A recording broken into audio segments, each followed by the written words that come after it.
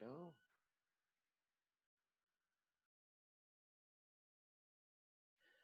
Hello, folks. Welcome.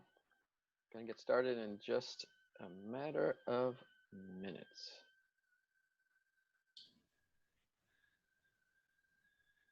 Oh, there's no audio yet. Okay. We're just about to start. Oop.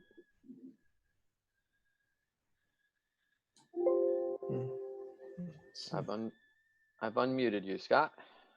Or no, you just muted yourself again. There he is. There we go. Hey, Scott. Hey, Dan, Welcome. how are you? Good. Welcome, everybody. Hello, hello. So we will get started. And for anyone that's new to this meeting, it's a half hour long. We're going to keep it to that each and every time. And because just to make sure to save everyone's time, but also just to know that everyone's busy. So, and this is really about just talking about issues around membership development, your membership program, recruitment, retention, stuff that's going on right now in the world of membership, knowing that the world around us is quite uncertain at this time. Is that about right, Scott? Yeah, I mean, I think one of the things that I find very interesting right now is it's sort of the calm after the storm in the midst of the storm. You know, it's like things have gotten, to me, from what I have seen, things have gotten quiet. And I know that many of us, if not all of us, are not out of the woods yet with any of this stuff. So I don't even know what to make of that at this point. It's like after, you know, we're, let's say 2 months in right now, you figure early March, right? Is when we all kind of quarantined and everything else. Now it seems to be very quiet again. Maybe it's just because there are fewer webinars and free things being offered online. Or maybe it's just people now have developed some form of strategy and are buckling down and trying to figure out what to do. But I've just noticed like over the last week that it's been kind of quieter after just a barrage of activity for the first couple of months. Yeah. Yeah, I guess that's somewhat of what I kind of feel too, as far as that. I think everyone, like you said, is pretty busy and focused on what they need to focus on. Does everyone else feel that also? What about you, Kevin? No, I agree. I've been trying to figure out, without having like anything empirical to work off of, you know, where people really are with their membership. Because again, I always draw this parallel between where we are now and where we were, for example, when the Great Recession / Depression kicked in, you know, even the crash in 2000, where I think half of us have this irrational feeling that it's just going to blow over. And if we just go ahead and postpone things, we're going to be okay. The other half oftentimes are sitting there saying, look, we'll do what we've been doing.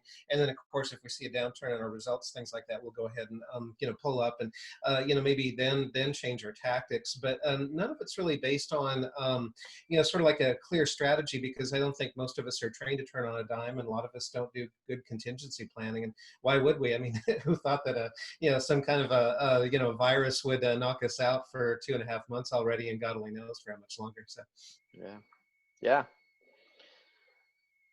Well, and I think a lot of the maybe just that folks are not sure what's still happening, you know, even though things are starting to open up, or, you know, maybe numbers are getting better on the virus side. It's also, they're wondering, well, what does that mean? What can I do? And, you know, maybe they're again starting to get, my thing about this whole COVID-19 time is that everyone used to be very distracted with all their activities and all the things that were going on, and now they're very focused on their screen, and so you have their attention a little bit more than you did before. And now as things open up, maybe they're getting distracted again, and also looking to figure out, well, what is next, and how do I, you know, maybe it's time for me to start taking time off, or or looking at other things that I could be doing other than what's going on at work. Yeah, Dan, it's funny you mentioned that, because I've noticed that too a little bit. And my personal reaction when I hear somebody's out of the office for like 3 days, I'm like, where are you going? You know, are you taking vacation? What are you doing? You know, and maybe that's just me, and I know we've all heard this a million times.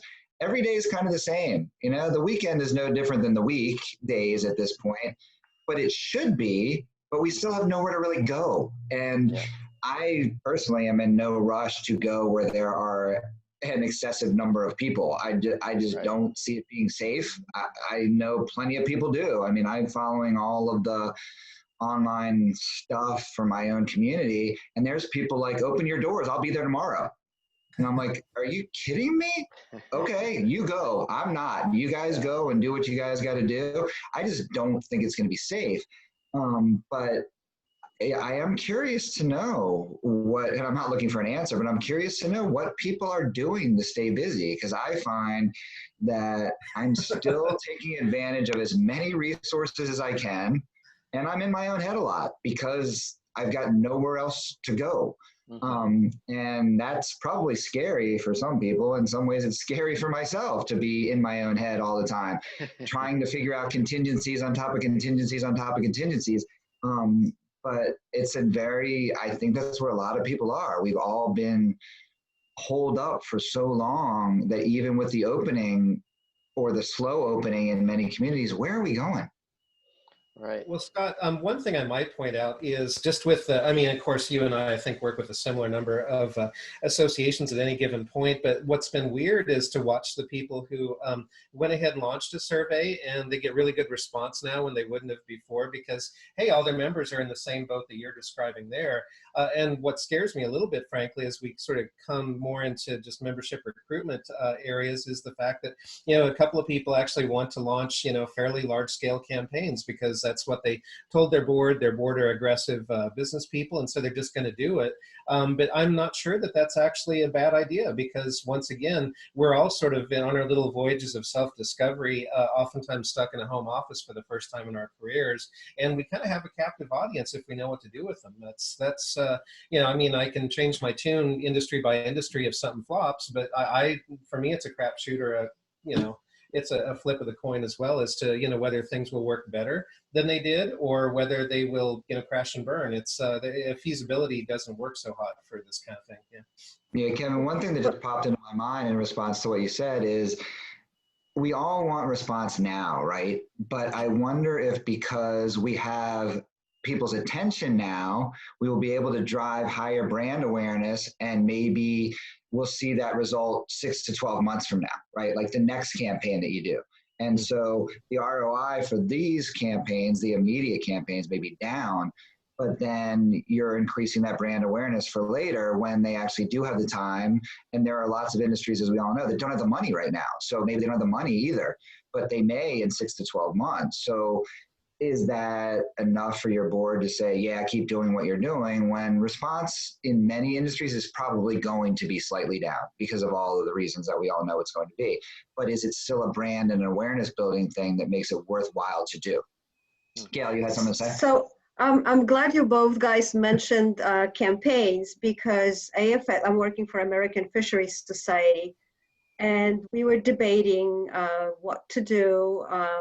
We decided, as many other associations, to move to virtual meeting. And at the same time, we decided that we are going to have a member get a member campaign coinciding with the virtual registration, which will happen in the fall. Because we think that it will be easier to build some kind of an excitement around another event. And this will be the first time for AFS to hold a virtual event. We've never done it before. And therefore we are just going to experiment and see what happens. We have our membership committee on board, and everybody thinks it's a good idea, fairly maybe inexpensive to run. But there are so many indications that whatever worked in the past can't be applied to now. I don't know if you had a chance to participate in any of ASAE's events lately, but they had a very good marketing webinar where they presented exactly what you said. You are getting to get a very good response to any survey you send, because people are stuck at home. You need to strategize your emails differently. Right now, if you send your communications early in the morning, are going to get phenomenal response, because guess what? I make my coffee, I sit down, I open my laptop, I read my emails. So whatever worked before is not applicable now. So this is the time to try out those completely out of the box ideas. And that's exactly what AFS is trying to do. We'll see how it goes. But yeah, it's been very weird. And Yeah, it's to adjust. it's so cool that you say that, Eva. Is it Eva? Yes. Yeah, Eva. Yeah, that you know, it is very uncharted right now. You know, Correct. no one knows where things are going to go from here. And it's funny because even, you know, reading, you know, membership information or books or articles and things like that prior to COVID, you know, is almost, you know, it's almost like some of it's obsolete because no one knows what we're going to be dealing with Right. in the next month and you know, next half a year or year. So, you know, you want to try different things. I completely agree. Right. Yeah. Gail, what are you thinking? I have a question. So Yeah. my question is, does anybody have, I guess the word is bundling that comes to my mind. I'm questioning, and I'm in the dental field, so my members are dentists. Mhm. I'm wondering whether the membership model of join, and here pay me this amount for a membership, Mhm. is something that that can take some change. What about it? Is there any uptake where people aren't joining to pay a membership fee, but their initial way into the association is with buying something, like what Eva just said? That member to get a member campaign is really about the event. It's really about the event. Mhm. So I'm struggling now with, I do think now is a great time to even promote membership, or we talked earlier about, you know, that member value, if you have it, will be a reason why people will rejoin when they can pay. They may, if things are really tight, your value might not even matter because they may just not be able to do that renewal now. So my question really is there a way in this time to either not rebrand, but package things differently, you know, in the way to get the member? You know, membership, free to me that is a terrible word, but it could be a carrot to something else. They get their membership when they take my new foundations course that's digital, that's online, that we're rolling out a new digital course in dentistry. So, and with that purchase comes a membership. Is that, and then you have to track if they renew, and then 3 years down the line, whether you know whether or not your campaign worked, because it really matters with the renewal, or what is the campaign that you're trying to do. So a lot of words for me to ask. Has anybody done that before, or is that something we should be considering? Well, yeah, I've seen, and I'm sure Kevin and Dan and Nicole have as well, the bundle it into your annual conference, right? Bundle membership into your annual conference.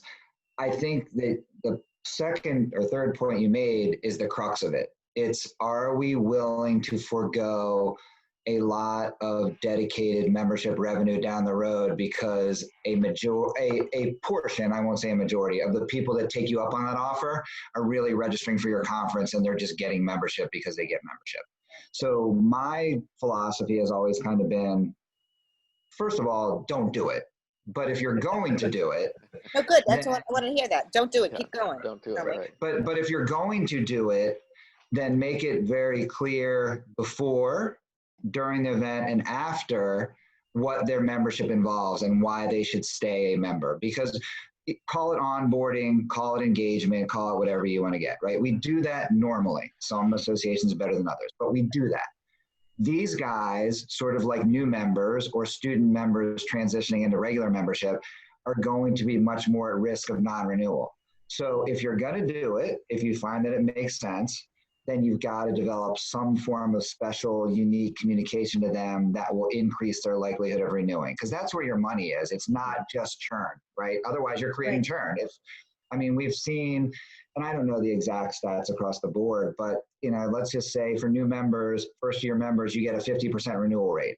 Well, you're probably going to get the same or less, depending on your industry, for somebody who gets membership as part of an event or part of a purchase, because they're really purchasing. They're not Definitely joining. less. So you need that unique, right? You need to do that unique communication with them to get that number up. Otherwise, you're creating churn, which Okay. in dynamics may be okay. All right, so hang on. So I hear you. So does everybody in that product delivery have member pricing and non-member pricing? And you just, your Yes. product is your product, and if they want it, it's this fee. If you, and the reduction goes to your member, obviously. Yeah. And that's how you handle that. Yeah.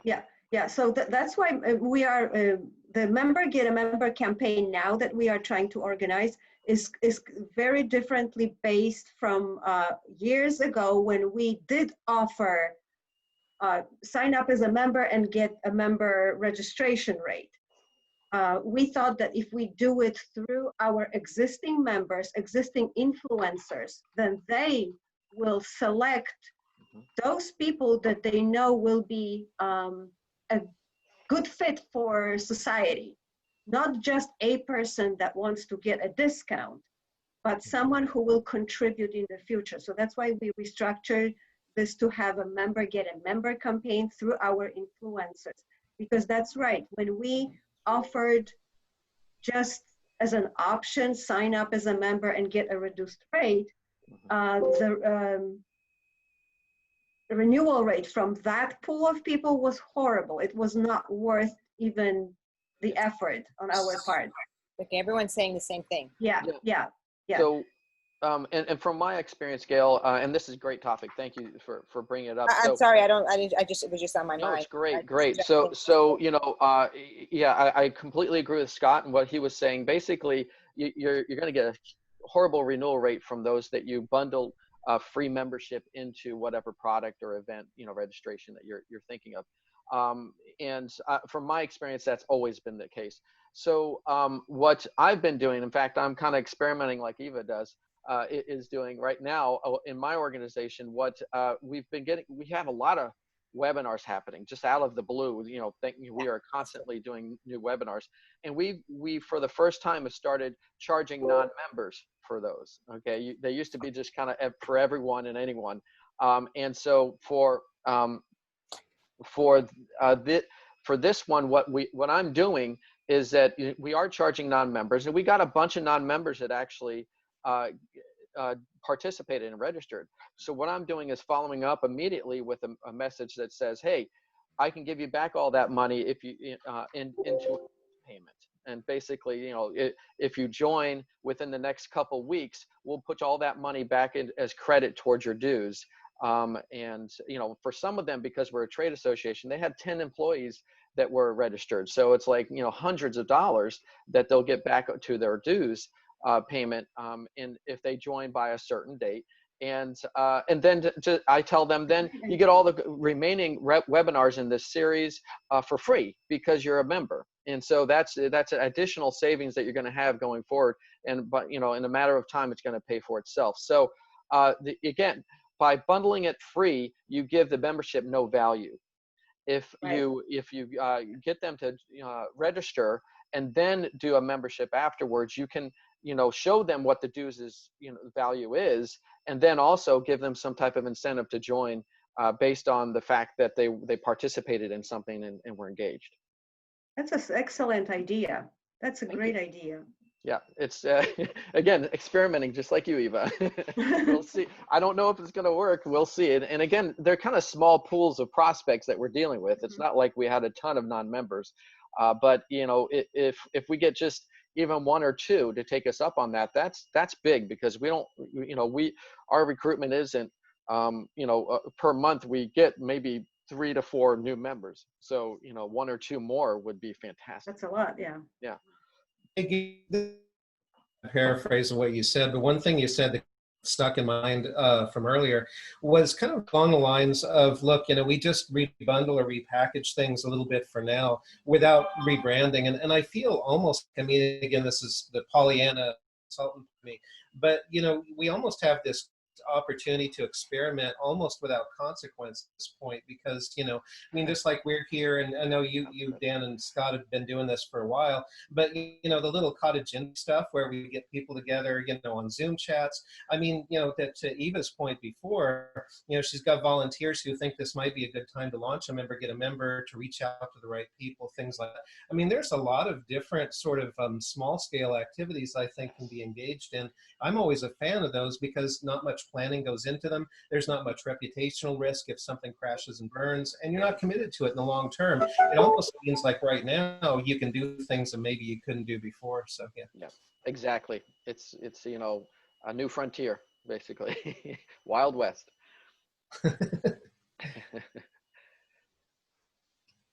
Anyone else have some, this is a great conversation. I could go on, I'm sure Scott could go on this specific topic for a while as far as bundling. I think it's always, especially if you're finding that something is working to engage your audience, you know, especially the non-members or even your current members that they weren't engaged in before, then again, it's brand new. It's something that, you know, it's kind of a new toy to work with, shiny and new for us to, you know, really take advantage of those opportunities that show up because of it. So, and it really, it's almost like, you know, there was, I think at my workplace, it wasn't like teleworking was something that everyone had adopted prior to COVID-19, but now everyone's really gotten to familiar and comfortable with it, and knowing that work does get done.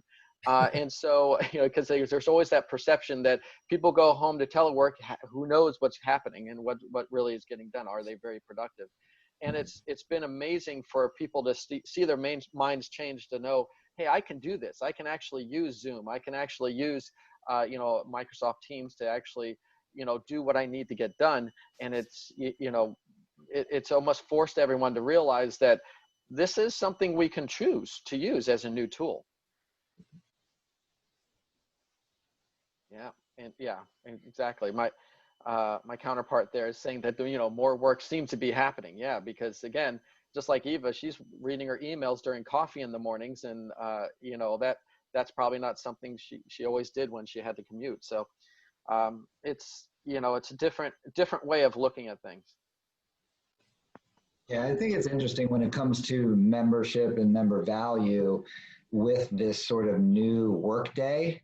What is that meaning for our members? And there's no one easy answer for that, right? Because, and Dan, you and I say this almost every time we get on these things is, well, every industry is a little bit different, right? Which is true. Yep. But for many, this is now a different world where you don't drive. I mean, especially like DC area, right? Or any big city, you're not spending an hour and 15, hour and a half commuting every morning. So you do have more free time.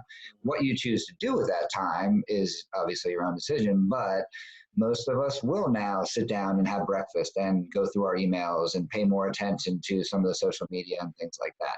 So the understanding of what your industry is doing and what your industry members is doing can be very helpful when it comes to figuring out what you're doing for your communication or for your membership. If they're all in hospitals and things like that, because that's your industry, then it's going to be harder to connect with them. But for most industries, they're not doing that. You know, they're not out on the front lines. So how do we get them more engaged and get them more involved and use that to our advantage? Yeah. Yeah, and Ryan, you know, has put something in the chat. Basically, he says, "I'm looking forward to the in-person interactions again, though. Membership is only going to grow if we can have those one-on-one interactions with our members and support them from a personal standpoint." Yeah, of course, you know, we have to agree with that, because it just is, you know, something that's powerful, very, very powerful, and much more powerful than even this, or you know, or a FaceTime call. It's so different. And you know, the way I look at it too is that you know, that's so powerful, but then it offers us even more opportunity for what happens after. If we do get that in-person interaction back, then it's more of like, well, now we have all these new tools that you know, that everyone is pretty comfortable with, that we actually can use. Because, you know, I don't know if I could have even FaceTimed a member in the past, okay, or a Zoomed a member in the past, but now it might be pretty comfortable for them to do that. So I'm looking forward to it too, Ryan. It's more about, you know, what I'm talking about is kind of how can we use what everyone's now been forced to be familiarize themselves with as a new channel. It's almost like a new channel that's just opened up to us. I think that with the a lot of the webinars and online education stuff going on now, we also have to think that we are setting up a precedent for the future, because whatever we set up now, it may be expected from us down the road, but when we open up in-person conferences, there will be a portion of members that will say, hey, way back then you made this virtual and it was convenient for me because my employer didn't have to pay for my travel, per diem, and all that stuff. So we have to be really cognizant of that. And this is what I reminded our board members when we decided to go virtual for annual meeting, because they said, oh yeah, you know, and $75 would be, that's a great registration price. And how did you come up with that? Like, how did you calculate that? You know, don't. So fortunately, we stopped them from making any financial decisions. Our board, they are all PhDs in fisheries, but I don't think they ever took any economic course. They had to take math because they are scientists, but counting money is not their forte. But so that's what we said to them. We are setting a precedent for the future. So we have to stop and really reason how price structure should be set up for virtual event, because we will probably use it in the future. Eva, have to. Oh yeah, sorry. Go ahead. Eva, I think that's a great point. I was going to say there. Oh, sorry. Please go ahead. No, Kevin, go ahead. Go ahead. Yeah, I was just going to say that, you know, the parallels to me between, you know, what we're seeing with the e-learn, especially applied to an interactive conference model, is a lot like what was happening maybe 15, 18, when, you know, this wonderful internet thing came along and we started automatically, for once, leading our members on technology to get them out of print and to get them into digital. It almost seems like once you've transitions, I mean, we did it back then because we offloaded a cost, and, you know, we might have lost some members who were just print traditional.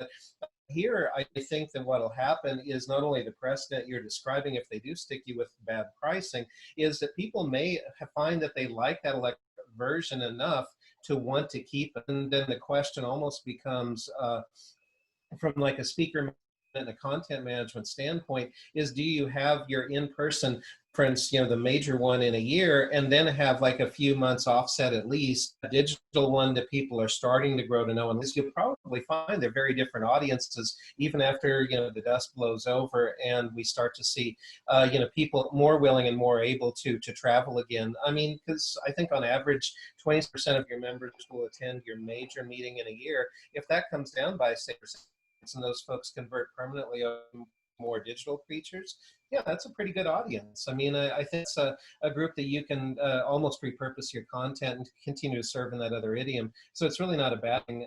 It's just a bad idea to sort of that switch back once you've invested time in developing a core competency for the education side. Yeah, I think it's going to be very important, Eva, as you said, to, even though we want to be nimble and we want to be quick to respond, we need to be smart. And like and some of that is helping the board help you be smart. You know, I've got a client too that I'm working with right now. We just announced that we're switching from face-to-face to virtual for an August meeting. The board said, let's just give it out for free. And we're like, what? And they were like, yeah, why not? It's virtual, let's give it out for free. And so the executive director has had to push back and say no. But that said, now they, and I'm trying to get involved in this conversation as much as I can, are thinking like, oh, you know, it's normally like $600. We'll do it for 150 for non-members and 99 for members. And this is the kicker right here, which I'm kicking myself for not having the balls, not to be blunt, to stand up to them and say bad idea. they want to have a COVID discount box. So you can check a box that says, I have been adversely impacted by what's going on with the virus. Not that you're sick, but just, and so you get a deeper discount and honor system. And I'm like, oh my God, seriously? Right. But that's what they're going to do. And I push back enough. I work with them on exhibits and sponsorships and things like that. I push back enough on that side. I'm not willing right now to say, are you kidding me? A COVID discount? You guys are dropping the price by 75%, and then you're also going to ask people if they've been adversely affected and just hope that people say no, they haven't, and be honest. And I know people are people, so some will be honest, but oh my God. And they're also projecting a 500% increase in attendance because the price is going low and it's going to be virtual. Right. And again, I've said twice to them, not a good idea, not realistic projection. Yeah. And they're like, why not? And I'm like, oh God, people. Well, thank God when people become more board members, they become experts at everything. Right. Okay, just remember that. Sorry, that's sarcasm. But yeah, that is scary stuff, especially because again, what I was talking about, you lose the value of membership by including a registration. They're losing the value of this event by just offering that. And then, Scott, I wonder months down the road or years down the road when they say, oh, well, we were, the organization was adversely affected by COVID-19, then, some board members might look back and go, well, why did we, discount our rates when we were adversely in fact impacted ourselves? Then people are going to kind of look at each other and themselves realizing that was a big mistake. Yeah, I agree. Well, Gail, it's just after 1 o'clock, so we have a couple more minutes. Gail, did you have something quick? No, we canceled our meeting in April, so our next meeting is next April. So we're not doing and where we are going to be thinking about a virtual delivery as well as an in-person. But we have time, a little bit of time to decide. But it's interesting to just think about what that in-person meeting will be like, because and I think some of this virtual stuff that we're experiencing will probably teach us how to work in smaller groups. I mean, not everything is, so virtually you can create rooms, I don't have any experience with this, but I wonder, when people decide to meet again, are they going to be okay and wanting to meet? People are going to want to meet again. I'm an advocate, there are going to be meetings, so let me just come from that. But I think that what Eva said about the importance of the virtual delivery, there are going to be people who are not going to want to just go out and wear a mask and be out. And a lot of our in-person networking was very much touchy-feely, still within respect for, personal space. But it was a lot about the looking at each other's eyes, talking to each other. And it's going to be different, at least the next year. Those in-person first meetings, how do we design them? How do we, have our expectations for a 300-person meeting and saying, we're going to plan a 100-person meeting, and what does that look like? And before we jump back to our wanting our 1,000, so that's interesting to me to be part of the just leading. What does a new meeting look like? Working with hotel partners, working to deliver the messaging when we're ready to have people coming, because I think it's going to be very different, but we don't know what that different is. So Eva's right at the value of this online. And I've just learned Zoom. We've never delivered a high-end scientific meeting virtually. It scares the bejesus out of me. How am I going to do that? How real, and we have no money. In other words, it's not like I'm sitting on a pool of money to be able to devote to new programming. So when I say this past conference cancellation was, we're going to be okay, but it was a blow to the organization's reserves and giving back money. And refunds. And we are a typical organization, like so many others, that relies on its annual conference to balance its budget. It's a reliance on our revenue stream, and it was just completely cut off this year.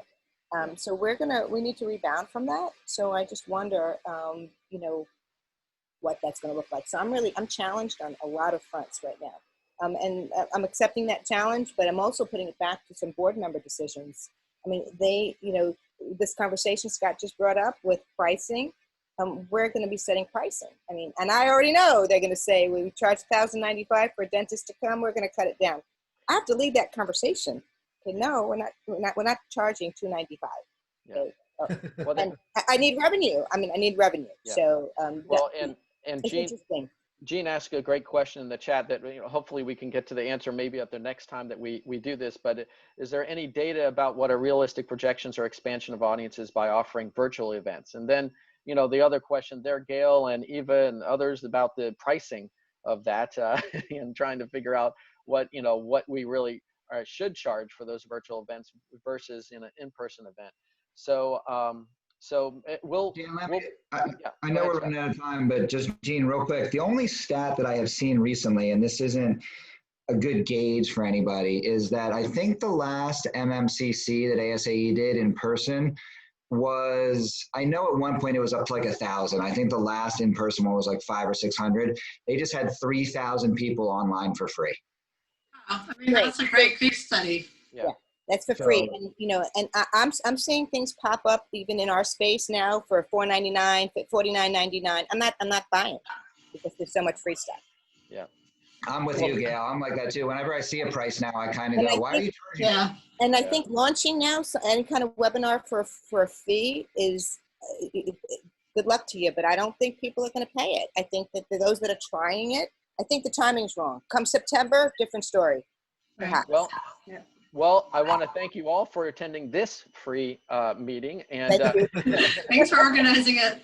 sure, yeah, absolutely. And we're going to try to do this every other week. So the next one is June 2nd, and we'll go from there. So we'll send out more information. And thanks again, everyone, Thanks. for being on. And we look forward to talking to you again. Yeah, thanks everybody. Thanks, Dan. Thanks. Yep, stay safe. All right, you guys take care. All right, bye-bye. Bye.